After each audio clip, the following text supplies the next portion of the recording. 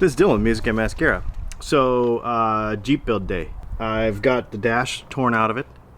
I've got the original head unit torn out of it because we are going to install a Kenwood. I'm super excited about this. Before we get into this video, one thing. This video is sponsored by Audible. So if you are a book person, or if you're not a book person actually, but you like learning stuff, I believe it's always important to continue to learn things. So I do that by reading. I know a lot of people use like forums on the internet and stuff, but I feel like reading a book is the most effective. Problem is, none of us have time and we want to multitask. So listening to it in the car, listening to it on some earbuds, wherever, having audiobooks to me is the way to go. Right now, I'm listening to two. I'm listening to one by Tim Ferriss called The 4-Hour Workweek because I'm constantly working on personal efficiency. And the other one I'm listening to is a Native American history book called Black Elk Speaks, about a Native American man who lived into the 40s, was there for the dying of Custer, all that kind of stuff. Really opened my eyes to the history of Native Americans because I am Native American and I find it very fascinating. Really, really cool book. Make sure you check it out. You can get, I think, 2 free books and a trial in the link in the description below, so make sure you do that. Okay, let's talk about this. The navigation on this was like from 1975. It barely worked. When you push a button, it was like 1001, 1002, 1003, and it would like work. So using it for any kind of daily life was just super annoying. So I went ahead and ordered up a Kenwood head unit for it. We got the iData link set up for it so we can retain some of the stuff, features of the car. It is out for delivery on UPS right now. So I took a chance and ripped it all apart ahead of time so that hopefully I could round trip this whole deal today. So let me show you a couple of things I did on this thing, because a couple other features that I didn't have. So this is a 2018 Jeep. The law for reverse cameras, so all cars have reverse cameras, I think was sometime in the springtime of 2018, all cars had to have a reverse camera. Well, this Jeep was actually produced in late 2017, even though it's a 2018. So it did not have a reverse camera. So I fashioned up this little bracket with some aluminum angle.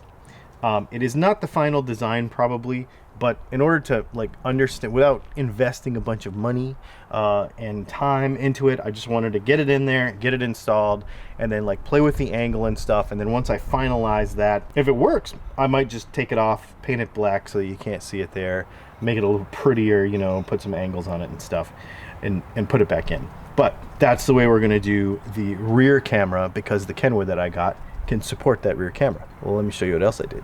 All right, so now we're around to the front. I'm handheld, a little shaky, hopefully not. We drilled a hole in, so this is the Rubicon Recon Edition. It has the metal bumper, but it has a plastic winch plate that you can take out and put a winch in. Well, I'm probably not even gonna keep this bumper, but for now, I figured I would just drill a hole in this plastic thing, doesn't do any permanent damage, and put a front camera in here too. So for off-roading, we will be able to see the front camera. Here I've got the camera leads for the front and rear camera already pulled up in here. I've got the satellite antenna is back in there. I've got some auxiliary USBs so we can plug some more stuff in. Everything's ready. So basically we just need UPS to show up now. All right, so it's all installed, and I just give you a little tour of the Kenwood Exelon DMX 906S in the Jeep. It's got these pretty cool like widgets. You can move everything around and arrange everything. There's tons of little features and widgets there. Android Auto, obviously the most important thing to me, and the reason I got this thing, using my little cell phone holder up there. Obviously the map comes up. That's Waze right there. You can see everything works like it's supposed to. It looks exactly like Android Auto is supposed to look. Screen's nice and responsive, does everything it's supposed to do. That's exactly what I wanted, and honestly the main reason why I got this thing. See how it has the tire pressures down there? It actually hooks up to your OBD2 sensor, or your OBD2 port in your car, and it gives you a whole bunch of stuff. Check this out. It's got this gauges set up over here, and it's all the vitals in your vehicle. And I was messing around with this last night. You can actually choose what you want. So any of the major sensors that are in your OBD2 system, and like a 0 to 60 time thing in a Jeep. That's kind of stupid with quarter-mile times and all that stuff. That's all GPS enabled. And then of course it's a stereo.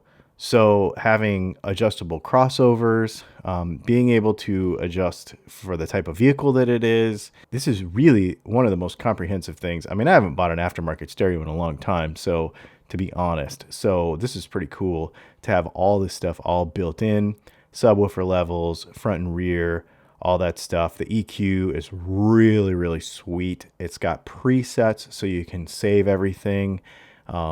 I just really, really dig this whole interface. And then under sound effect right here is pretty cool. It's got the drive equalizer, which is one of those things where, you know, especially with a Jeep, sometimes you have the top off and you want it to sound a little different. You can set presets for all that stuff. I just really dig it. This is one of the nicest stereos I think I've ever had. This is a huge feature too. You can adjust the volume offset between each of the inputs, you know, whether it be, you know, Bluetooth versus whatever. And then if you have front and rear speaker systems, I don't in a Jeep, obviously. And then of course, the reverse camera. Now I told you I'm not finalized on this reverse camera.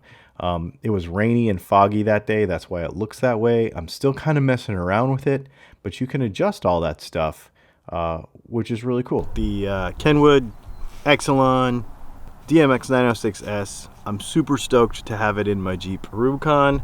I dig it a lot. Obviously, we opted to go with keeping the factory amplifier, the factory subwoofer, and all the speakers for now. It sounds pretty good. I'll probably upgrade them at some point, but I'm sure that'll make another video. But overall, it works really good. I'm still gonna mess around with the camera stuff. We'll put links to all of this stuff, what I bought, in the description of this video, so you can check it out. But overall, I think it works pretty awesome. If you have any questions, want to know anything about the install, if you want me to dive deeper into some of the technical stuff, let me know. Put it in the comments. Thanks for hanging out. We have a couple of really cool adventures coming up. Make sure you check out musicandmascara.com for some blog posts and stuff. Related to that, we got a lot of stuff going on. It's pretty sweet. And also, make sure you check out my other channel, Dylan Talks Tone. Thanks for hanging out, and we'll see you soon.